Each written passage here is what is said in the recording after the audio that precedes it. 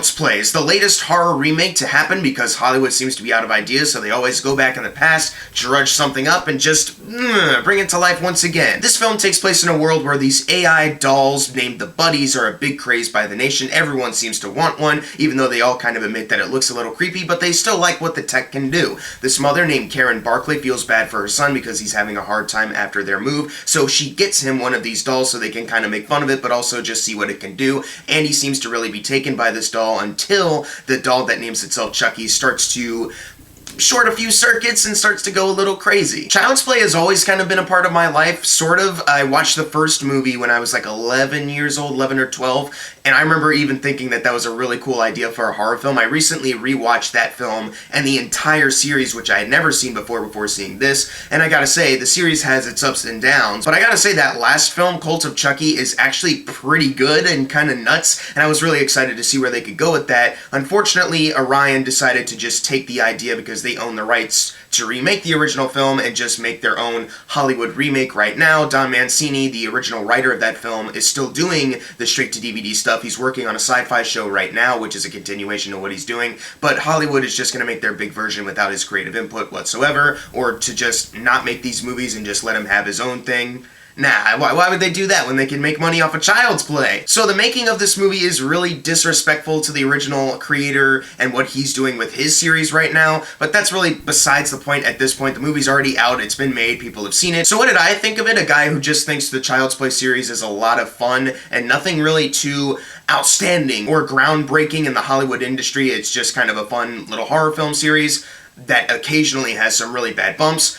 This was a fine movie. It's not awful. I wouldn't even say it's all that good, but they get a couple things right. First of all, Mark Hamill as Chucky is awesome, actually. They change up the backstory, so it's not a serial killer named Charles Lee Ray inside of a doll. It's actually an AI that's a few buttons are pressed and all of a sudden its safety guards are all gone, so that's how it becomes a killer easily. That opening scene was awful, and it set up how Chucky was made with this disgruntled employee that they just kind of jump into, and it's like, oh, that's it. I got yelled at by boss for zoning out, which is a reasonable thing to complain about. I'm going to now this doll's going to be evil. Time to kill myself. And I was like, oh no, is this really how this movie's opening? This is not a good sign. Afterwards, of course, it got a little bit better, mainly because of Mark Hamill's performance as Chucky. He's a lot of fun here. He's very much so starting off as just like, hi, I'm Chucky, like a nice children's toy, but as it goes on, you see the more sinister side to him, and Mark Hamill's voice acting just gets much better for him. It's such a great performance from him. And it's also a very funny film. Like, it's surprisingly very comedic. And the other Child's Play movies have its comedic moments, especially movies like Bride of Chucky. But this movie, I was honestly just expecting, like, straight-up horror movie. But there's literally a sequence where Chucky rips someone's face off and leaves it in Andy's room, so Andy and some friends have to try to get it out of there, wrapping it up in gift wrapper, but then Andy's mom comes in, they have to explain their way out of that, but then Andy's mom tries to go with them to deliver it to someone. It's a crazy sequence, but I found it really funny, and there's other funny moments in this movie. Add that with the fact that there's also some really inventive kind of kills in this. There's a moment where Chucky takes control of this self-driving car. There's a moment where he uses a lawnmower to get someone while they're tangled up in Christmas lights. The third act climax where he's taking over anything that's buddy related, like, that was really fun. This movie is a lot of fun for a horror film, and if you can make a fun horror film, then that works for me. Then I'm on board. But another thing that really helps this movie that I was honestly kind of shocked by is Andy and Karen. These two actually work very well together. Gabriel Bateman, who plays Andy, I actually didn't know this, but he plays the young boy in Lights Out, another horror movie that I really like. So that was really cool to see him, like, a little bit grown up now and leading this film very well. He did a really good job playing Andy. Playing this jaded kid who gets the doll and at first is just like, what is this? I'm not a kid. Why would I want something like this? Which was a complaint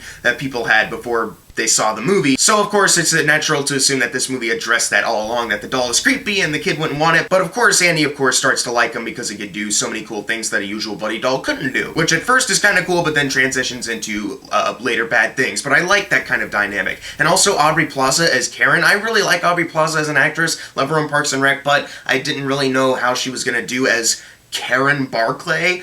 But I think she actually did a good job. For what the writing had her be, because at first they didn't say that she was the mom, so at first, with the way she was coming off with the kid, I was like, oh, maybe they're a brother and sister, and the sister's, because she's older, has to like take on for him. But no, they later addressed that, yeah, she's the mom, and she just had him when she was really young, so that's why she's a lot younger than you'd expect a mom to be. And that's why she acts like a teenager, like a dry teenager at times. Would it have been more interesting if it was a brother and sister dynamic? Maybe, I'm not really sure, but for what she had to be in this film, Aubrey Plaza did a really good job. So there are things I was surprised by. Mark Hamill did a really good job. This movie's surprisingly funny. Bear McCreary's score, it's so good to listen to. Like, it has such a great little theme to it that I could recognize if you played it right now. A lot of scores are really good to listen to, but they don't really have like a recognizable sound. Bear McCreary made one for this one, and I was like, oh my god, that's so good. And there's also a song sung by Mark Hamill called the Buddy Song, and it's so much fun to listen to, and they just did such a good job with the music of this film. The direction by Lars Klevberg actually was kind of good with the horror sequences, which I was definitely surprised by, because he made a film called Polaroid a couple years ago, but has not really been officially released yet. It's kind of been leaking around online. I've seen it.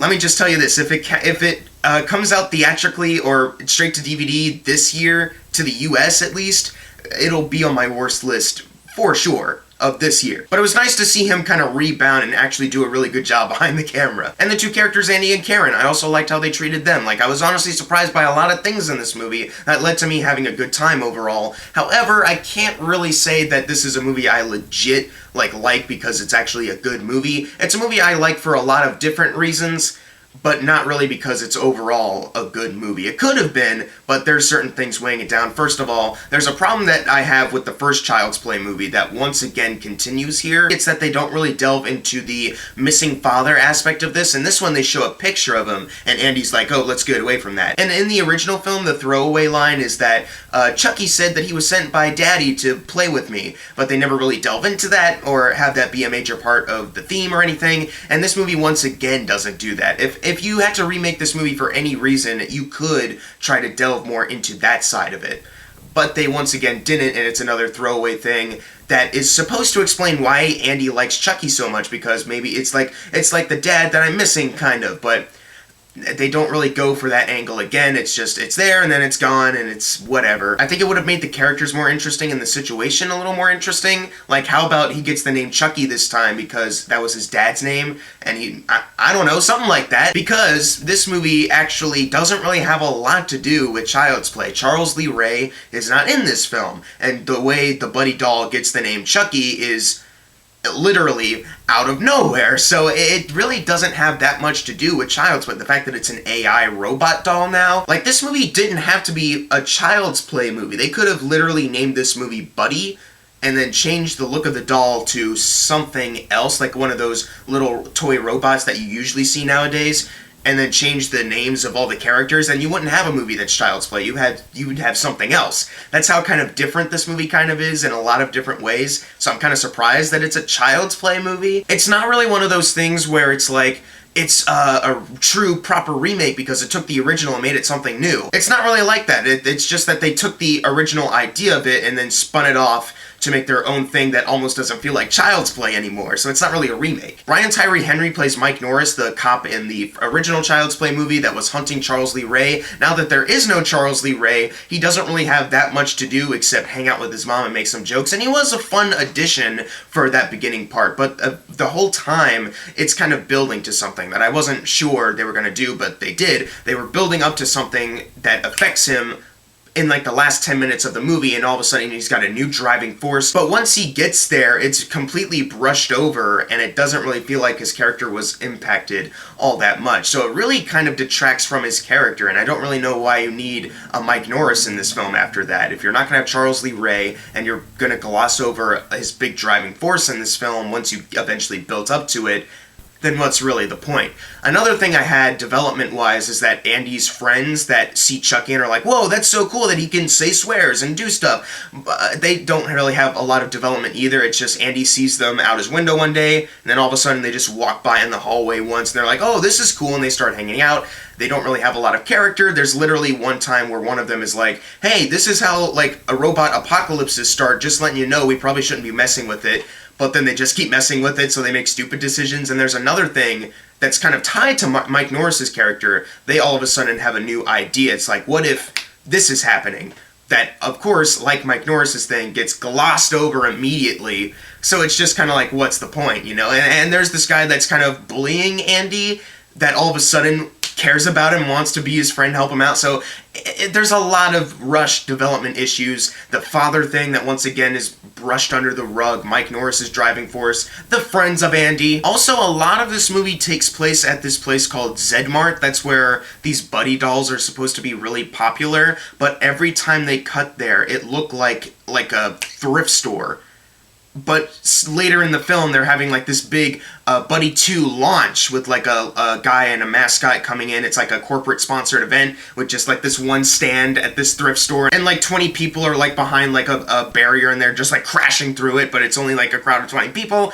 And you can tell they were trying to make it like a bigger place than it was supposed to be. I think because the budget was kept low, they're like, this is the only place we can afford to rent out. They probably should have maybe bumped the budget up so they could rent out a Walmart, though, because that's the only place like a big launch event like this kind of makes sense and doesn't look really goofy. And like that's a bigger place and you can get a lot out of that horror-wise. They did their best, but it came across a little goofy and it took me out of it because location is key when you're making stuff. Trust me, when I was making those school projects, there are certain moments in the short films where I'm like, I'm glad we made it at the school because that's the only time we can meet up, but the location would have been much better if we could just go to a house. All those flaws combined with the fact that there's a couple times where there's false jump scares with really loud noises, it's just kind of like, why are you doing this? It's so much better when you actually have Chucky doing stuff and scaring people instead of just, oh, someone walked by and a loud noise happened, but it's nothing to be scared of. But overall, what really saves this movie is the two lead characters, Andy and Karen, having a good connection with each other. Like, their chemistry is actually really good, and also Mark Hamill as Chucky. Trust me, he saves a lot of this. Whenever they focus on him and his friendship with Andy and the slow decline into this killer, it's really good. But the story isn't really all that perfect. There's a lot of development things that they could have gone into to make the movie a lot better. There's like this boyfriend that Aubrey Plaza has that just comes across as just a big jerk